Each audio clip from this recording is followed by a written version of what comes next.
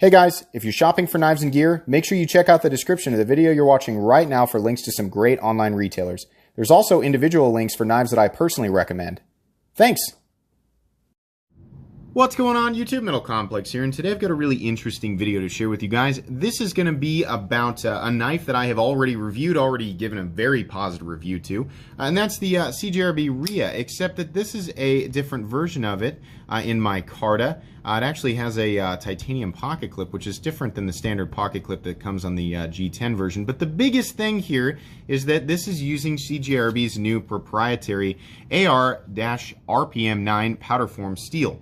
This is a steel that is only being offered through CJRB, and it is coming out on some newer models. In this case, you know, we've got the CJRB Ria, and I imagine you'll start seeing it on a lot of different CJRBs. So we're going to talk about the steel. I'm going to tell you guys what I know about it, and give you guys some factual stuff and just some opinionated stuff. As usual, this is all just my opinion. I don't work for CJRB. I don't speak for them. So if you want to get more information, more detail, then the best place is the source, which is CJRB. You can actually find their Instagram right here, CJRB_cutlery on Instagram, so check them out. I'll actually be referencing a video that they've got up on their Instagram. You can check out and get the same information for yourself. This knife was sent to me by my buddy Connor, who is a mod on my Discord. Excellent person, has done excellent work over there. Thank you so much, Connor, for sending this to me.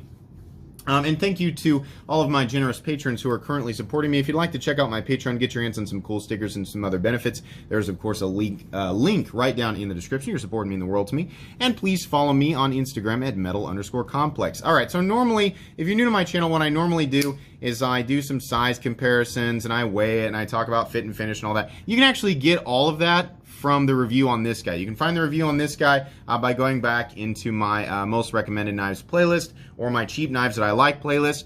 Everything's great. The only difference here between this knife and this knife is that this is Micarta and has a titanium pocket clip and is using a different steel.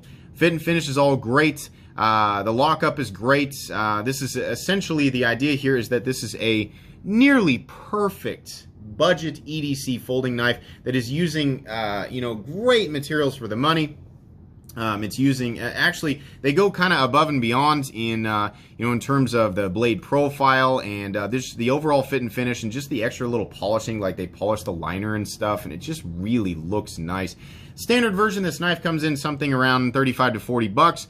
The Micarta version comes in about $52. I will be linking them right down there in the description so you can pick these up. These are very recommendable. Just wanted to get through all of that stuff quickly so that we can move on to the meat and potatoes, which is, of course, the steel. That's what everybody wants to take a look at. But yeah, just to be clear, Micarta version, excellent. Thumbs up. All the same positives that were with the original CJRB Ria in that other review.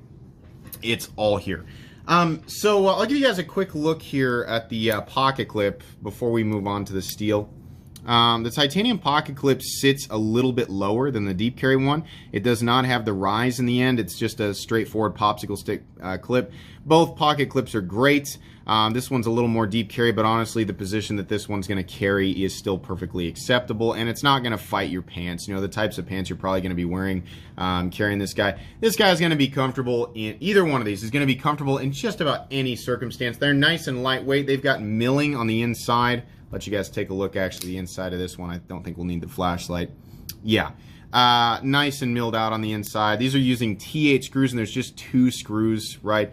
Everything's contoured. The G10 version and the Micarta version are contoured. It's just great. All that stuff is great. A+. Okay, so AR-RPM9 powder formed. What is that? Well, you can check out the video that CJRB actually has listed. We'll open that guy up.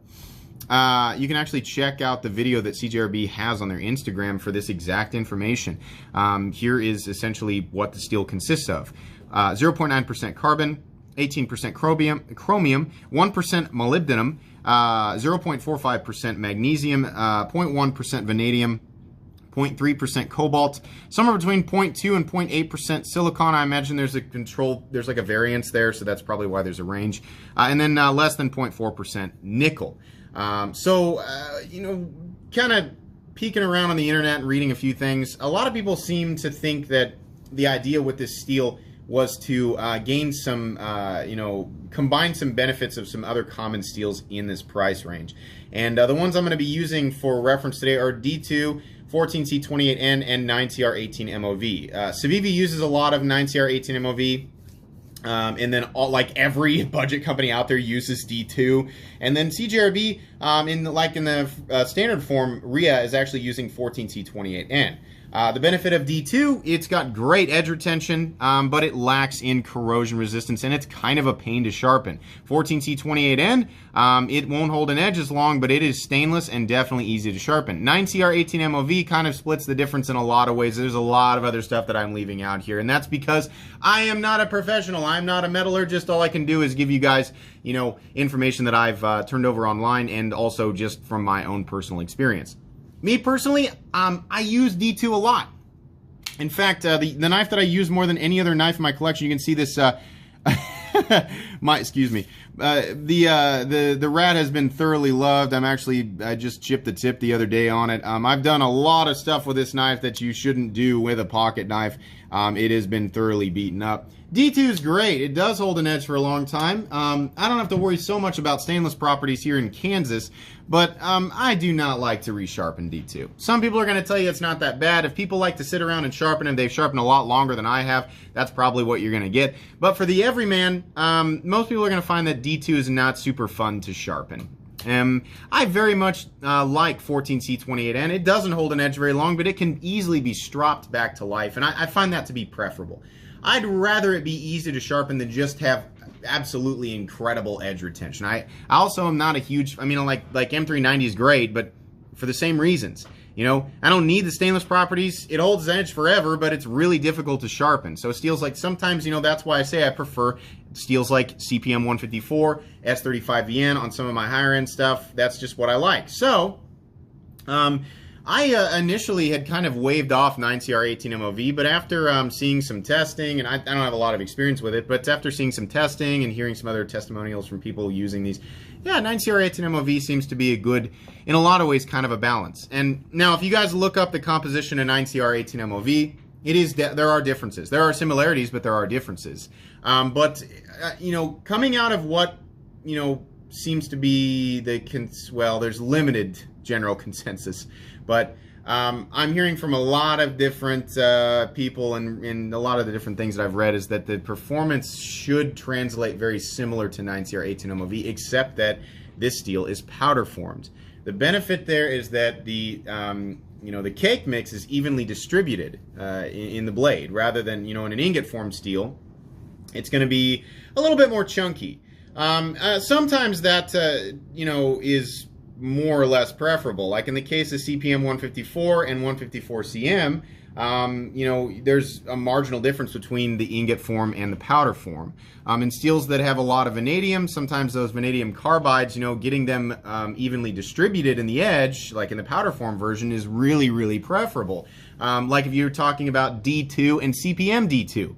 Majorly different monsters. Absolutely, CPM D2 is a totally different beast than ingot form D2. This powder form version. I'm not going to say this exactly. Again, I don't speak for CJRB. This is not absolutely factual. It seems like describing AR-RPM9 as a powder form version of 9CR is somewhat accurate. Not absolute, but somewhat accurate. The main question is, does this result in a steel that's going to be preferable and beneficial for people looking for knives in this price range? Yeah. Yeah, sure. The goal there, it says right on the video, what they want is a steel that'll hold a good edge versus other steels in the price range, a steel that is stainless, and a steel that should be easily sharpened. If it's what I think it's going to be, a lot of times it can be stropped back to life. Yeah, I think that's great. I think that a lot of people are going to be quick to point out that this is just a marketing tactic. They're trying to get you to pay attention to it. It's really nothing all that special. Yeah, it depends on how you look at it. I think it's important to remember that any company that's trying to sell a product is going to try to promote something that is new and different, even if it's only slightly different. That's the case with all knife companies, knife manufacturers, right? Spyderco right now is doing a similar thing with the Spy 27, and honestly, I think we'll see more proprietary steels from different companies coming out in the future, but steel composition is a multi-directional teeter-totter. There's no way to get the absolute best attributes all the way across the board in terms of edge retention, toughness, corrosion resistance, and hardness or potential hardness, right? You can't get that. You put something in, you got to take something back out. Some compositions are more beneficial to a certain audience than others, right? So if you're somebody who is in the bush, so to speak, you're constantly out batoning things with your knives, yeah, this isn't going to be a composition for you, but somebody who's just walking around using their knife as a common, just a regular convenient EDC cutting tool, not only is the steel going to be pretty good, that's going to be a good composition. There's a lot of good compositions in that category, right? But yeah, that's going to be preferable. Stainless qualities, that's definitely going to, be beneficial for a wider range of people, right? I mean, this exact same knife in 3V isn't going to be nearly as preferable for people, right? Because the corrosion resistance, that's going to be something that some people in some parts of the world, right, it's going to be immediately a problem. And in areas like Kansas, where I live, it's not as much of a problem, right? But for people using this knife exactly as it's intended, which is just a tool of convenience in an EDC or just everyday carry situation, having good stainless properties, good edge retention, and is easy to sharpen. Yeah, those are all great. It's not super different from other steels that we're seeing in this price range, but yeah, it's preferable, right? So that's good. If you're confused, if you watch the promotional and you're like, oh my gosh, it seems like, from what I'm gathering here is that this is this brand new thing that's just going to blow everything else out of the water. Now, it's just a preference thing. It's what am I going to be using this for? Is this composition going to be beneficial for me? And I feel like a lot of people who pick this up, you're probably not going to notice that much of a difference versus a lot of the other steels we're used to seeing. But it is new and it is interesting, right? I mean, it certainly is going to have an effect on some people. It's going to be a reason to pick this up. In the case of the Ria, I think a good reason to pick this, the steel, yeah, the composition's great. I think that's just fine. I think that a lot of people will enjoy it, but for me, I think a good reason to pick this up is the fact that it's just a better looking version of an already great knife, right? This comes in multiple colors of G10. I like the titanium clip, the matte finished popsicle stick clip on this guy, and I like the contrast of the micarta with the polished liners. Of course, love the blade geometry. I mean, it was already a great knife. An extra $15 for a knife that looks like this, that's using the new steel, right? It's not a lot of money, a lot of extra money to pay for something that you can form your own opinion of the composition and whether or not it's that much more beneficial for you, right? But yeah. That's the information that I'm gathering here. But again, keep in mind, I do not speak for CJRB. I don't work for them. I'm not a professional. I'm just repeating the information that I've gathered from their Instagram and giving my own opinions on this. It's just an opinion-based thing. If it sounds interesting to you, you can buy it. If it's not interesting to you, then you don't have to buy it. It's just one of those things where it depends on how you view it. These knives are made in China. If that's something that bothers you, again, you don't have to pick it up. If it's something that doesn't bother you, you can, right?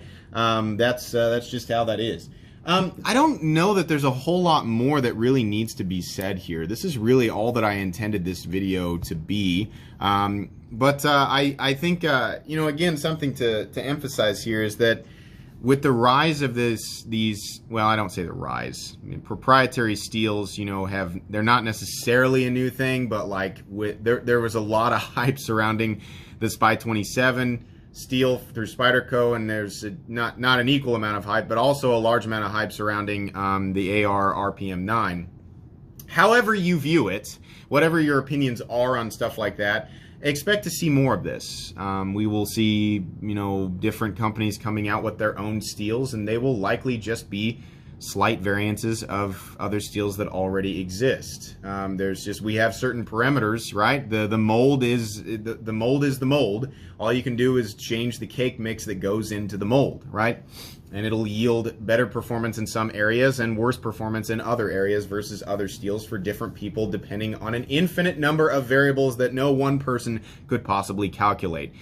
So yeah, I view stuff like this as, hey, it's new and interesting and different. Let's take a look at it, right? So I'm always going to cover stuff like this on this channel. But anyways, I think that's all this really needs to be. So I hope that you guys found this at least mildly entertaining. Like I said, you can pick these guys up down in the description if you want to. Please make sure to follow me on Instagram. If you enjoyed this video, please leave a like. If you'd like to check out my other content, I do, of course, have lots of videos of knives that are either expensive or inexpensive that I do or don't like, so check those out. And if you enjoy all my content, go and click on that metal complex logo right there and subscribe, because there's definitely more coming. Thanks again for watching, everybody, and have a great day.